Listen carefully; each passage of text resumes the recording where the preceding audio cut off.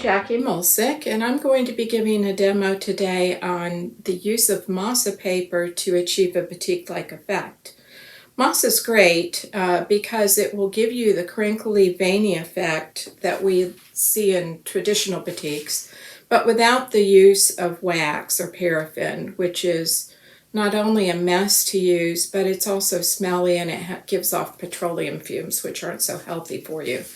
So this will give you the veiny, crinkly effect that we all love in batiks.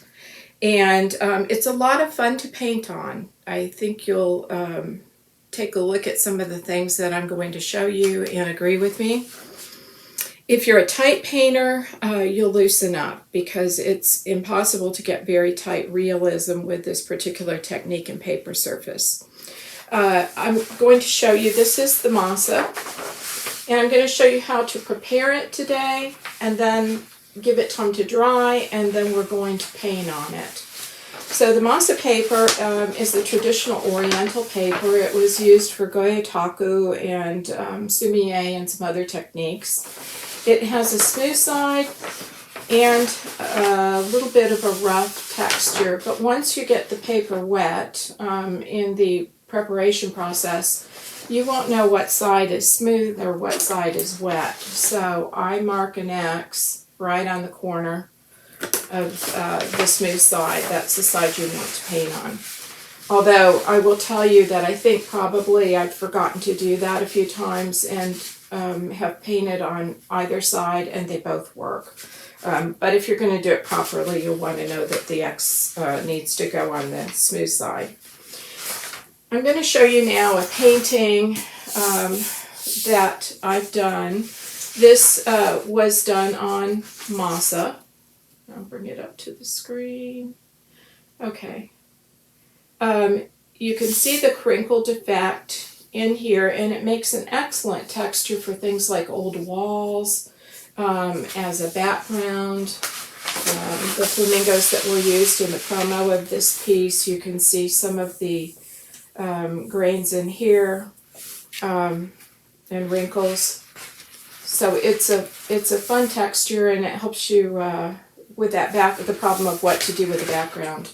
And let me put that aside.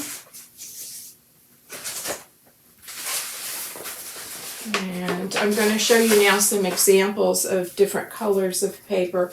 Masa comes in a sheet. These sheets are almost the size of a full-color watercolor sheet. So you'll want to glue that down to a full-size watercolor sheet. It's about an inch short on one of the sides, however.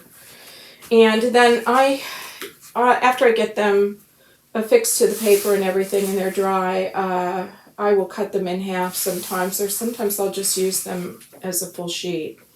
This particular paper here is done with both quin gold and sepia, although quin gold isn't one of my favorite things to put in an underpainting because I find that it comes up through, and I don't know why it's a staining color, but it seems to interfere with the colors you layer over it.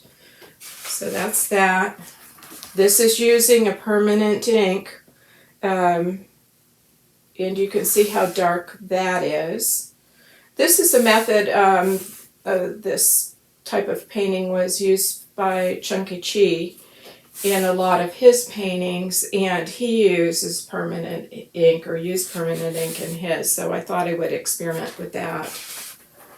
This piece is done with a sepia background. You can see some of the wrinkling and graining in it. And so this piece is done with, I believe, ultramarine blue and Prussian. Here's a piece that was done with moon glow and sepia in the background, or raw umber. The compound colors, the compound pigments separate out nicely on this, and although I like staining colors a lot for my backgrounds because they don't pull up or interfere with what you're painting over on them, these colors that separate out are kind of a nice thing too. Cascade green is another one that gives excellent results. And this, I believe, is a rust or burnt scarlet.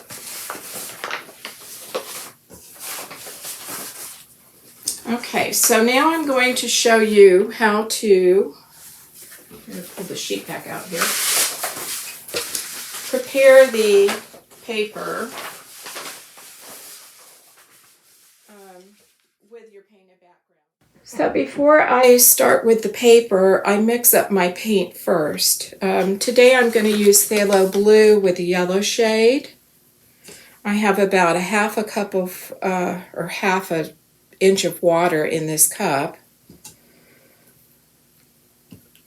I'm going to give it a squirt of about 3-inch squirt of paint. Yeah, I know it's a lot of paint, but you'll use it, even if you don't use it in this application, you can use it as a liquid watercolor. I don't recommend using some of the liquid watercolors, by the way, like the Dr. Martens and stuff, unless you dilute them. So now I'm mixing that up. So I see, and I like the clear cups because then you can kind of see how much pigment or not is on the bottom. And when it looks like it's pretty well mixed up, then you know it's time to go to the next step. By the way, I do then, after I've used these, put them in a little capped container so they will stay for a long time, and you will have these nice colors to work with again. And phthalo is a staining color, so it works really nicely, especially with a more turquoisey shade. Those are some of my favorite colors to do. So now the part of the paper is going to be done by, you've got your one side marked with your X. The side that you're gonna, the slick side is the one that you're going to throw your paint on. And I wet the paper first before I do anything. So I give it, I've got a good trigger sprayer here. A lot of times I'll crunch up my paper. I wet it both sides. You don't want to over wet it though, just give it a good misting. And then you're going to take out your frustrations on it and just fold it up, let it crinkle up. Now I've seen people, some of my students, just, you know, crinkle it in a certain way or do origami folds on it. You can do that. You can crinkle it a lot. You can crinkle it a little. You could, you know, if you're going for a particular effect. But I like to see those crinkles in there and have a lot of them. And then I take a brush that'll hold a good amount of paint. By the way, it's good to have an apron on. I don't today, and I'm wearing a nice shirt, but it's dark, so I hope I don't get a lot of paint on myself. So then I take and throw some of this paint down on there that I've mixed up. And the goal here is not to have these dots on the paper, but to get them to go down into the cracks in the paper. So I will, it feels a little dry too, so I'm going to give it some spray again.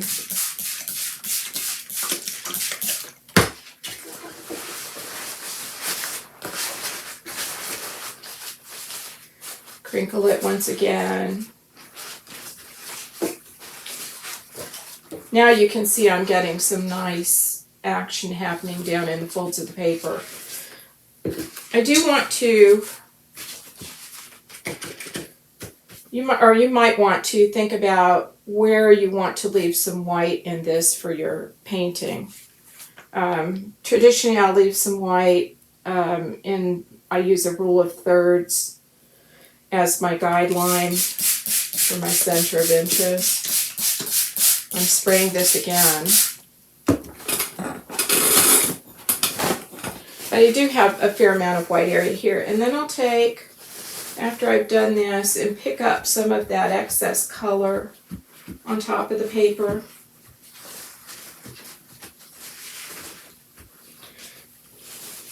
You are able to lift quite a bit even with a staining color.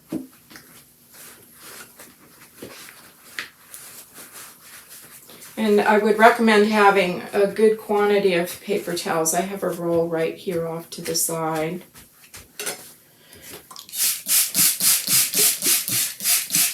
Okay, so now I'm able to lift a little bit more here, and this is the effect that you're going for, something like this. If you leave it super dark, then you're going to have to go dark immediately with your painting. You don't want to do that. Or maybe you do, I don't know. It depends on what you're going for. Okay, it looks like I need some more paint. Whoops. Around my edges here.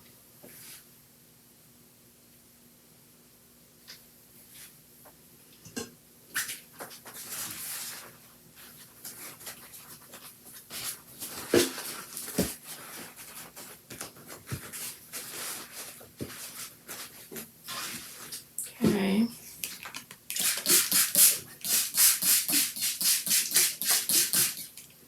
Again, I'm trying to be mindful of not getting this too wet because it will fall apart. I had the great idea to go outside in the yard and do it one day and use the hose, and that wasn't so smart because it did start coming apart on me. It's a very thin paper, which is why it needs to be glued to a watercolor paper for a substrate when you're preparing it. So this is a pretty good example of how you will want it to look.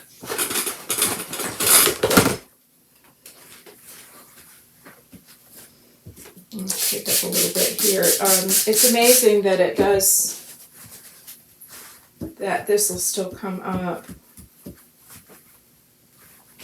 Okay.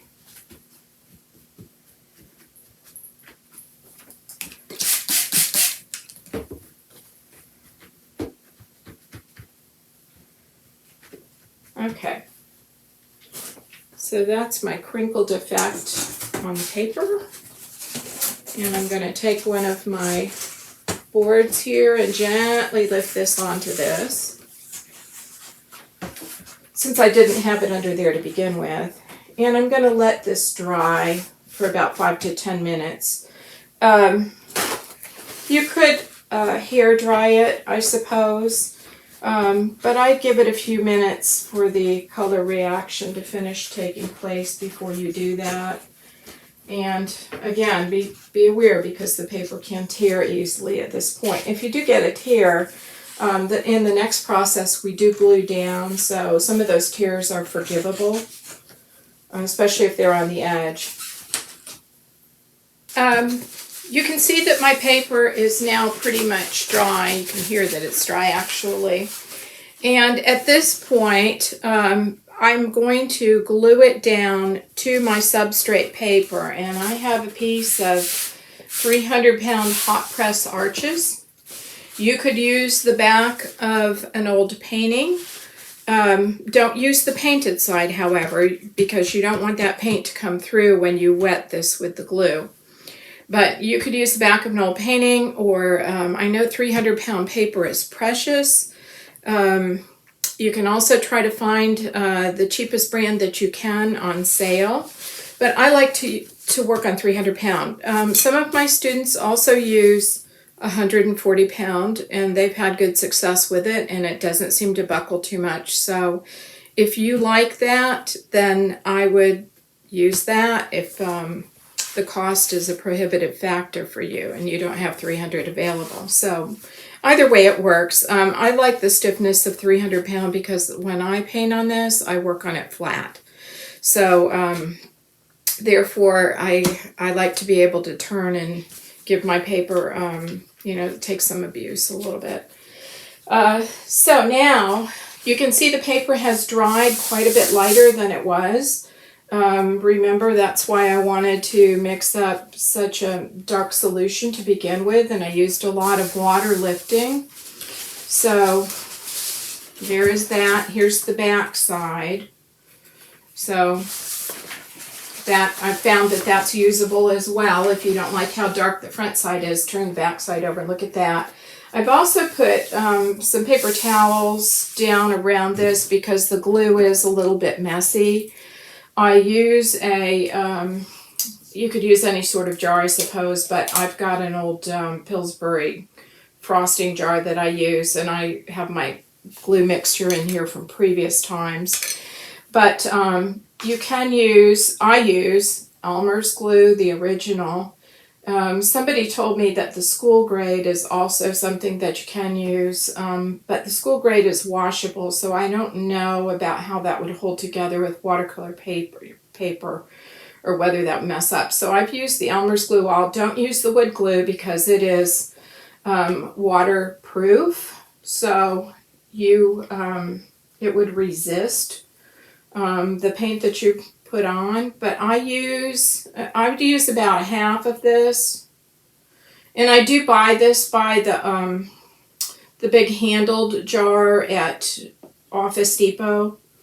Maybe Costco would have it too, the big bulk jar. So I'll put that in there, about half of this. And I also like to use, I'm using Golden Soft Gel Matte Medium. You could probably use Liquitex just as well. It's a little crusty, I guess, on the lid. And I'll take a couple tablespoons of or teaspoons of this in, well rounded, and mix that in. I just like that for extra adhesion. I've always done it this way. I know this stuff is expensive, but it works for me.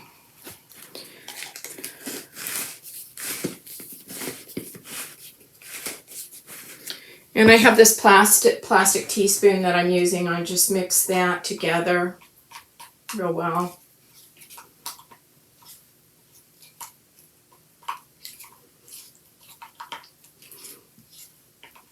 And the proportions aren't exact. It's not an exact science. This is just what I do. And I'll put this aside over here. What I do next, this is a piece of hot press. I find that the hot press, if you're going to purchase paper, the hot press is a little bit easier to use when you're putting your glue on. I'm going to wet this because it doesn't absorb as much. It's got more of that smooth finish on it. I'm wetting the paper so that some of that moisture will be soaked up before I get the glue on there. It won't suck the glue in as much. So I do recommend doing that. And it's really warm in my studio today because I have the fan off, so it wouldn't make noise for you guys. Okay, so there is that. And then I've got a big old gesso brush that was my mother's. This I use for one of my dirty jobs. It's a big old hog bristle, but you could use a house painting brush. Just don't use your good brushes with the glue mixture. And put this on there fairly liberally. You know, work it horizontally and vertically. Make sure you get a good amount of glue to the edges.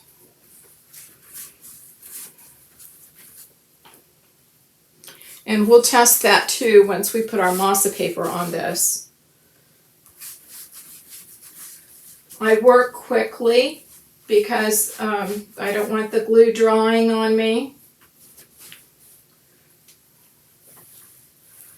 before I'm ready for it to. So don't dilly-dally, just get it on and get your paper on.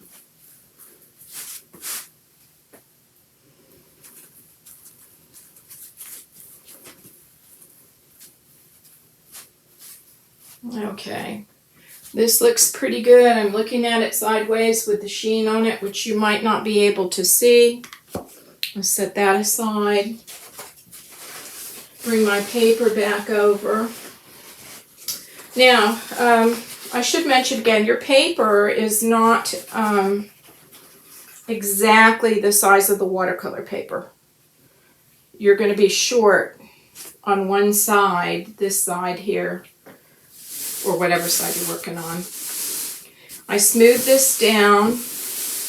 Oh, by the way, you could cut off that side before you got to this point, but I don't. I smooth it down to begin with, and you're going to get some creases in the paper.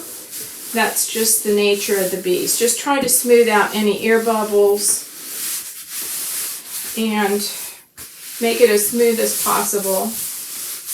And then I'm going to use a brayer on it to get the rest of it really adhered down well. I like to do this with my hands first so I can feel where everything is. I'm going to cover up this edge here with the extra glue on it for the moment. I don't want that getting into my brayer. And I am going to use an extra piece of paper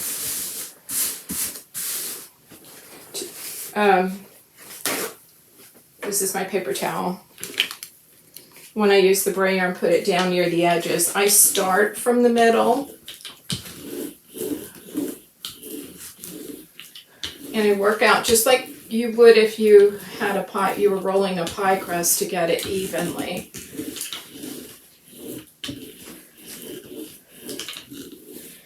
Now remember, I said there are going to be a few wrinkles in here because we did wrinkle the paper. Don't get excited about that. I don't recommend lifting up the paper if you've got a bubble in the middle. Pierce it just a little bit with a X-Acto knife and then try to roll it down. Okay, and as I get to the edges, I'm going to use the piece of paper because any glue I'm squeezing out, I don't want it on my brayer and then rolling it back over my paper, because that will be a resist for your watercolor. And I'm moving this paper out slightly as I do that, so I'm not reintroducing any glue that's squeezed out onto the paper.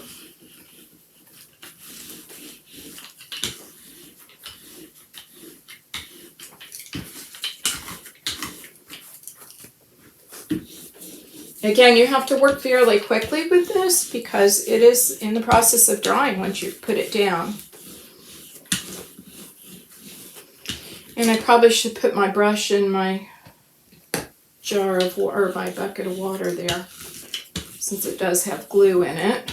Even though it's an old brush, I don't want to harden it and lose it. Okay.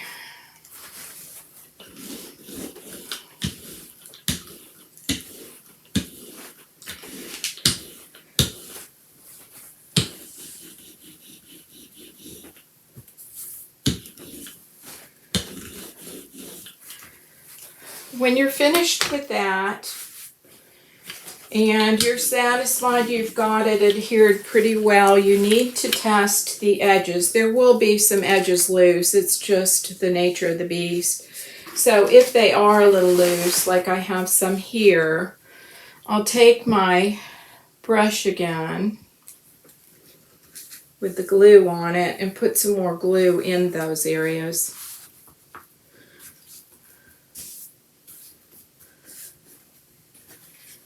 Make sure your corners are good and secure.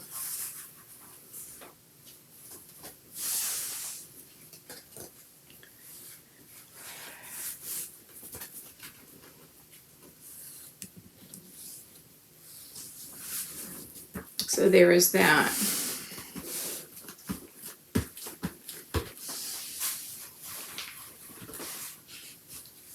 Oh, a little spot over here too. This is the corner of my mat cutter, so it's kind of It's on the opposite end of my working table. Okay, so there's that. Now I'll take my board and put that down and weight it down with some books.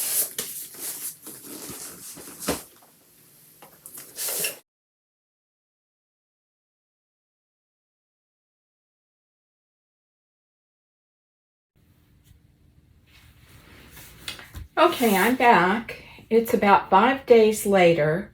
My paper has dried. The Masa paper glued to the 300-pound paper is nice and stiff and dry to the touch. I did actually 2 pieces using the transparent turquoise, which is the phthalo turquoise.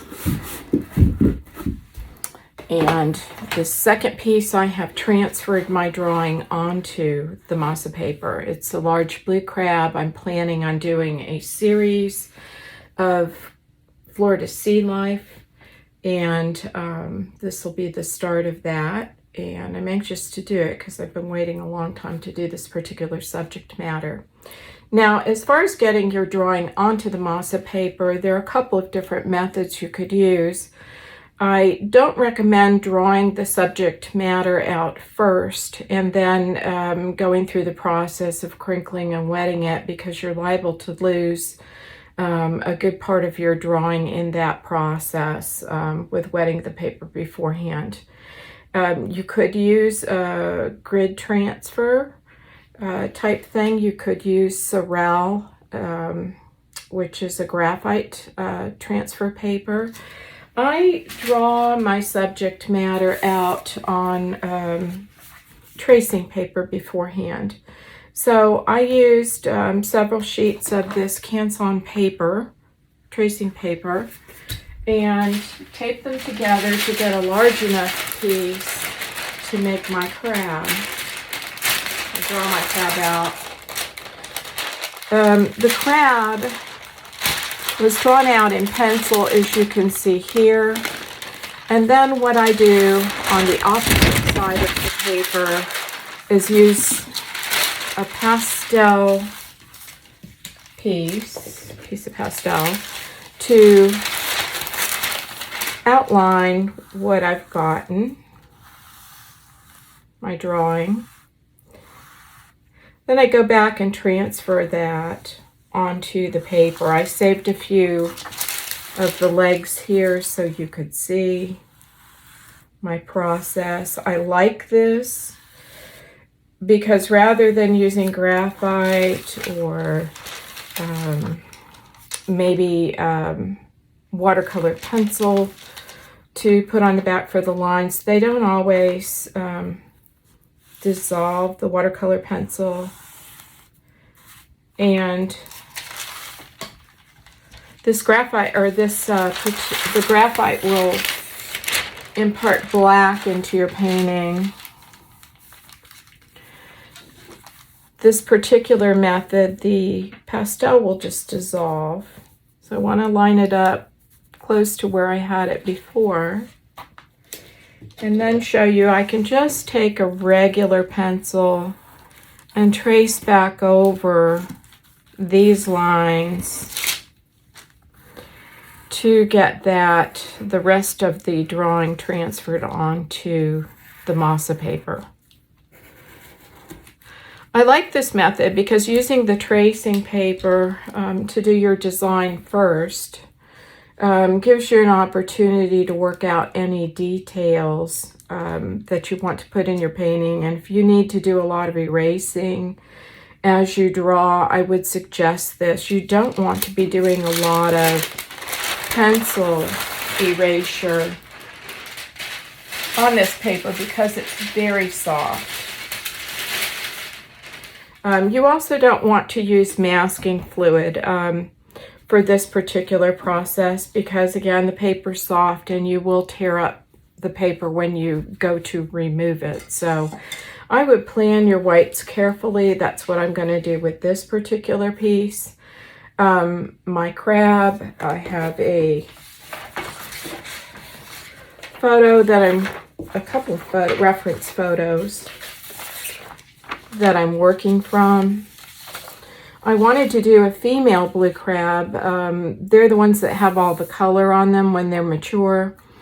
And I like the blues and the oranges. I wanted to pick a subject matter that would have some orange in it because I have a lot of blue predominance in the background. So I'll be referring to this, although it's not a copy of this particular picture, but I'll be referring to this for color purposes. I did do several sketches, thumbnails of possible value studies for the crab. I like doing them using a flare tip pen. I guess I've misplaced that.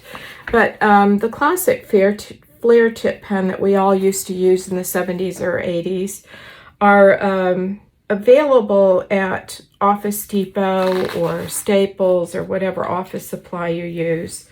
They're relatively cheap, and they're cheaper than using a Tombow pencil. So I'd like to just demonstrate for you. You can wet your pen lines, and they're easy to draw with. They're cheap. I do like the Tombow for certain things, but this particular thing is an easy thing to use to do quick little value studies. So that's a tip for you there.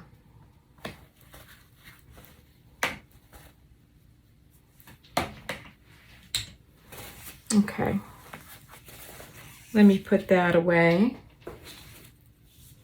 I also did a number of, I have under here, color studies to kind of get my colors straight for this particular coloring of crab. I know that I want to use my background color, which is the phthalo turquoise. So, and I know the crab, I wanted it to be more vibrant than in the photo, so I played around with several of the greens that I have in my cabinet. I remembered from doing my colors studies last year, when the COVID was so bad, I just didn't really feel really creative, but I did go through and make color swatches of everything that I have in my paint box. And I did this on the backs of old paintings.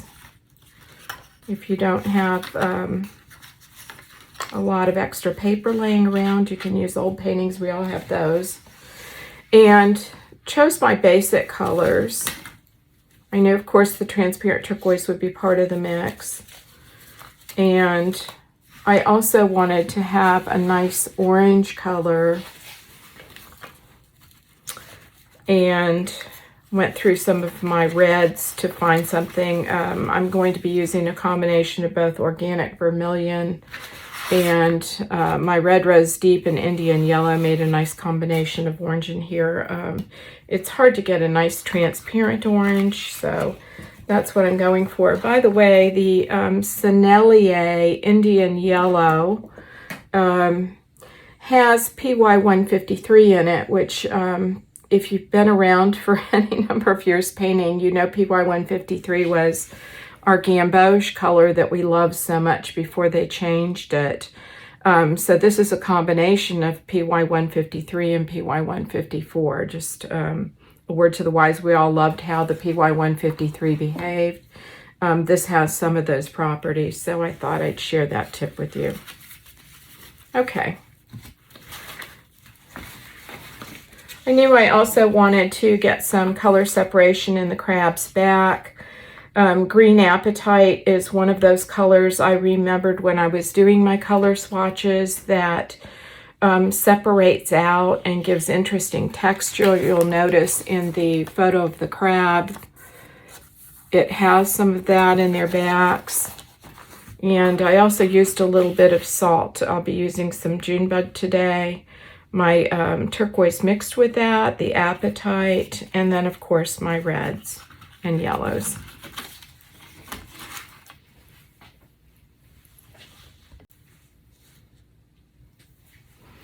Here's the flare tip pen that I mentioned before. It's made by Papermate. You can buy a package of them for a couple of bucks at Office Depot. This is what I use to do my value studies. Let me mention, when I'm doing these paintings, I like to paint with my synthetic brushes. They are a little bit rougher on the surface than your average watercolor paper. So I don't use my finest Kolinskis. I like my low Cornells, or Neptune makes some nice brushes. There's any number of makers of synthetic brushes. I also like to use my silver black velvet brush. The oval, I know it's not entirely synthetic, but I like the nice point that it comes to and the fact that it delivers a lot of paint. One thing to note too, when you're starting out with these paintings, your drawings, is that it can be awfully busy and confusing in here to see where your design is and to get it to gel for you. So one of the things that I like to do is to start my painting, if I'm going to do this, by wetting just a little bit. I don't use a lot of water on these. You cannot flood it like you can with regular watercolor paper, because you run the risk of having your color run through your cracks. But as long as I'm painting outward here, this helps me define my drawing and helps me see my subject matter a little bit more clearly. So I'm just painting a halo effect around the edges of my subject matter. I do recommend keeping your drawings fairly simple. It wouldn't be good for a complex city scene, for example.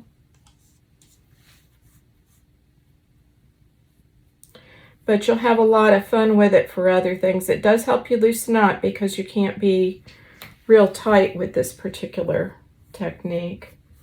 And there I'm just feathering out the color so I can see my crab better.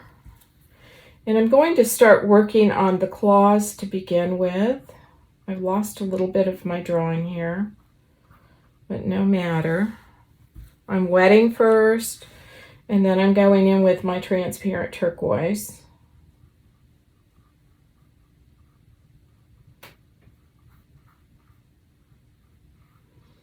And I'm feathering out. I'm using some water going in back in and feathering out.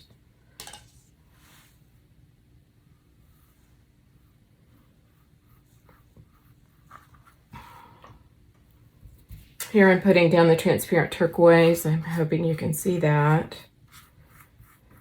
And then wetting my edges.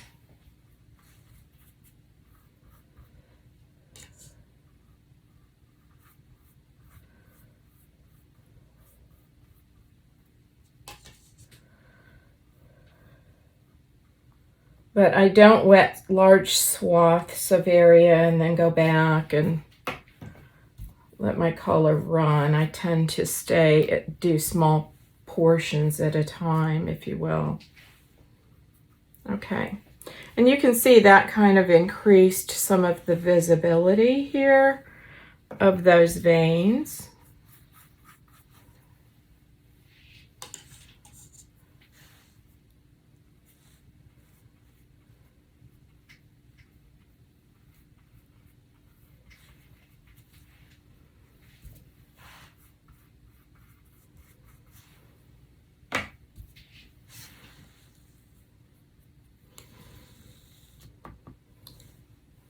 I do have some bubbles here where it's pulling up. Maybe the paper didn't adhere as well as I would have liked underneath, but those generally settle down once they're dry. So I don't panic about those things.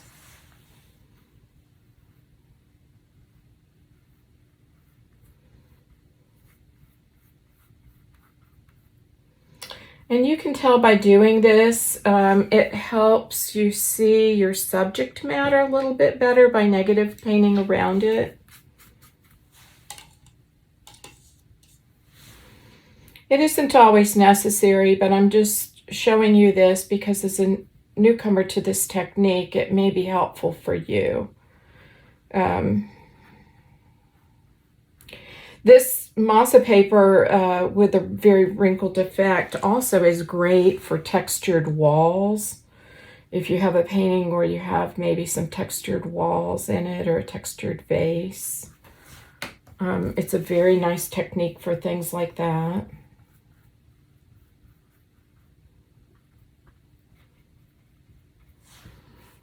Okay.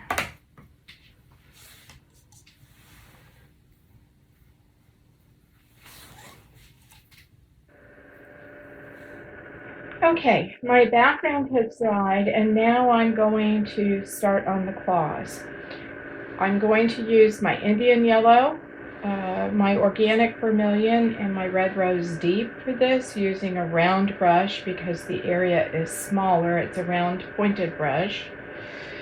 And I'm going to now start on that area.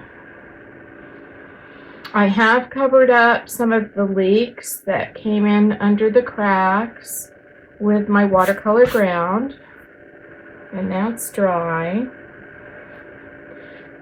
I'll begin by putting down my Indian yellow first.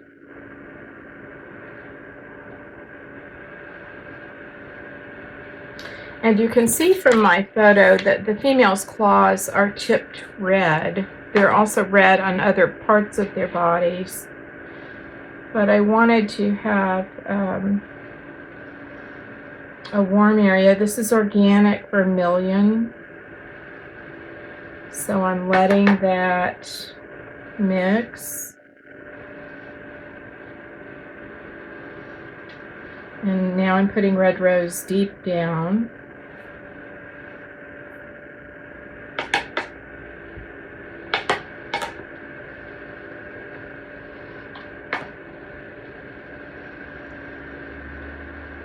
And a little bit of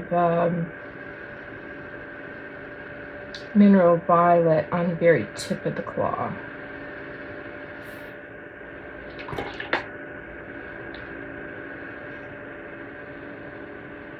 This is organic vermilion again. It's dulling down a little bit because of the blue underneath, so I want to make sure this area shows up as this reddish orange color. And I work fairly fast. I am working flat. I don't think it would work to have this on an easel or at a slant.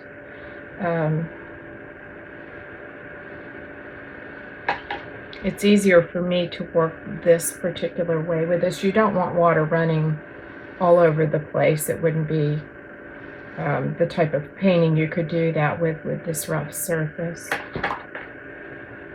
That is organic vermilion. I'm getting ready to put some of the red rose deep in here.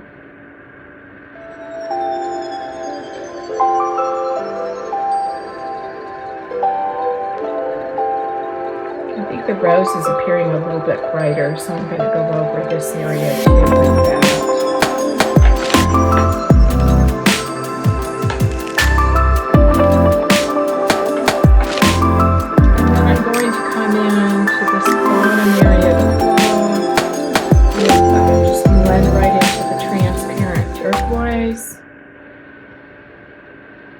The top of the claw, I'm going to be putting some green gold in.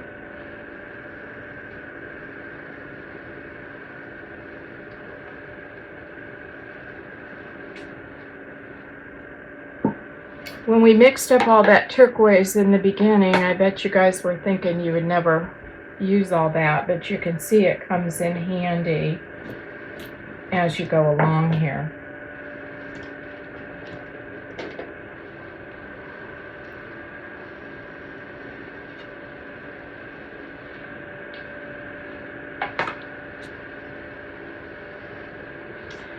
Here comes the green gold. I will leave some of this lighter too up here. Green gold is very bright on regular watercolor paper, so I figured it would be a good thing on this. Colors tend to sink into the Masa paper. It'll take sometimes a deepening of your color after the first layer is down, which is why I decided it would be a good idea to go back in and put a darker color, the indent front and the background, after I had started. Sometimes you don't know until you start on them what exactly will happen.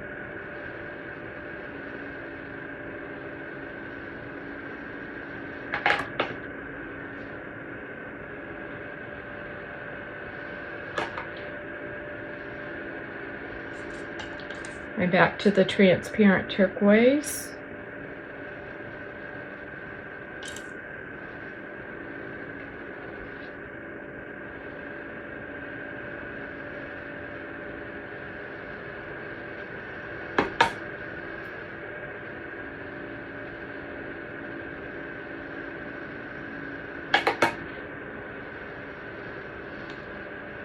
In some of these areas like this, I'm just going to go ahead and leave lighter.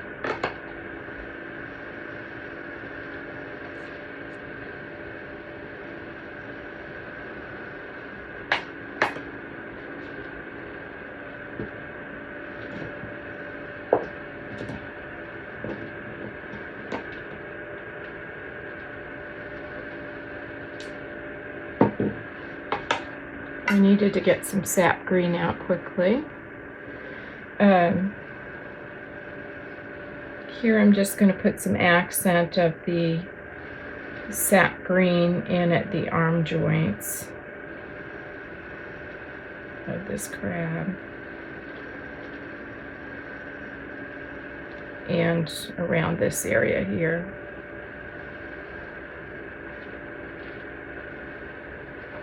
There, that adds some color variation.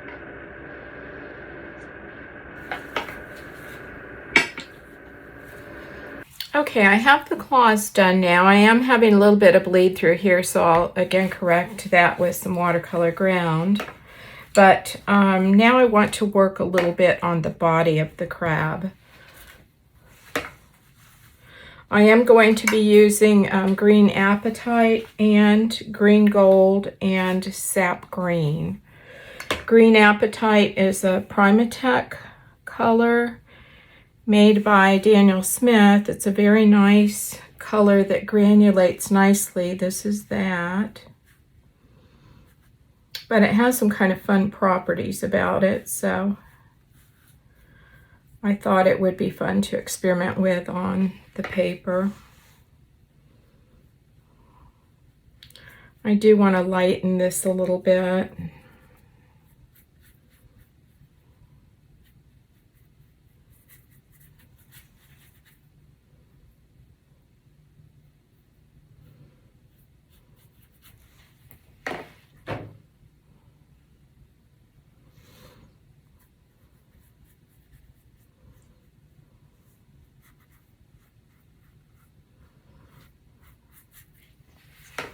This is the apatite with a little bit of this green gold. The green gold is the brighter green color.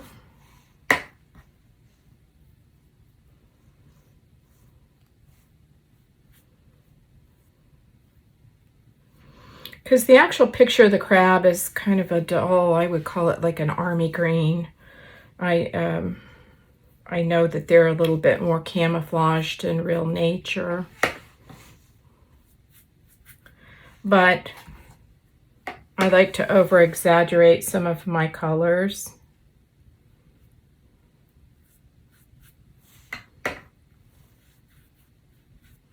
And I am using more water on the interior part of this.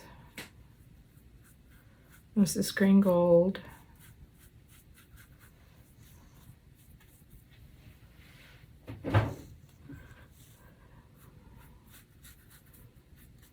This is the apatite. Now apatite, I'm hoping it will settle out a little bit on this masa paper.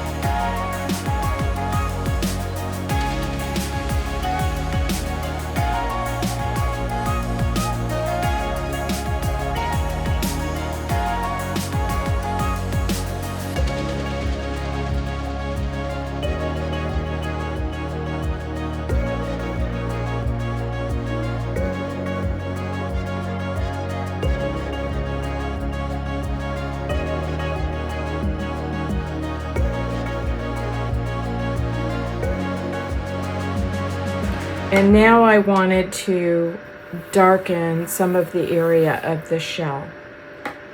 I did wait between steps for what I had done to dry. So you'll get a pretty good idea of what this final step is going to be. I'm going to use some of my sap green and Indian throne, as well as some June bug to darken the shell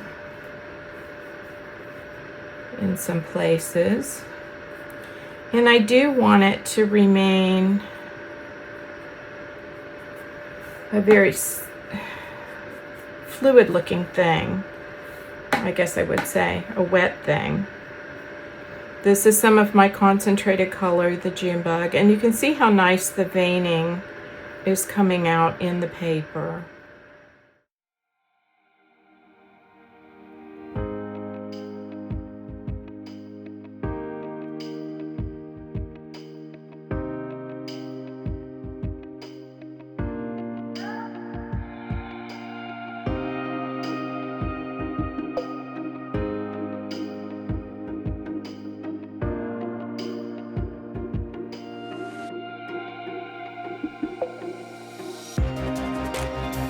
Okay, so that pretty much concludes my demo. I hope that you've enjoyed learning about this technique, and I hope you'll try it. It's a lot of fun. Thank you.